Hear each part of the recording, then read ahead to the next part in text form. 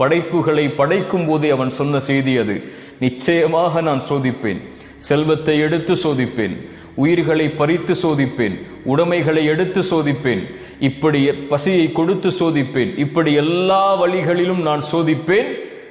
ஆனால் பொறுமையாளர்களுக்கு சொல்லுங்கள் ஒரு செய்தி என்று அல்லாஹ் சொல்லவில்லை. வபஷ்ஷிரிஸ் சாபிரீன், பொறுமையாளர்களுக்கு நல்ல செய்தியை, நற்செய்தியை நபியை சொல்லிவிடுங்கள். என்ன நற்செய்தி? அல்லதீன இதா அஸாபத்துஹும் முஸீபா, அவர்களுக்கு ஏதாவது சோதனை ஏற்பட்டால் அவர்கள் என்ன தெரியுமா சொல்லுவார்கள்? இன்னா லில்லாஹ், நாங்கள் அல்லாஹ்வை சார்ந்தவர்கள், வ இன்னா இலைஹி ராஜிஊன், அவனிடத்தில் தான் நாங்கள் செல்ல இருக்கிறோம். எங்களை படைத்தவன் அவன், எங்களை மரணிக்க செய்பவனும் அவன்தான். அவனுடைய நாட்டத்தை மீறி எங்களுடைய வாழ்வில் எதுவும் நடக்காது.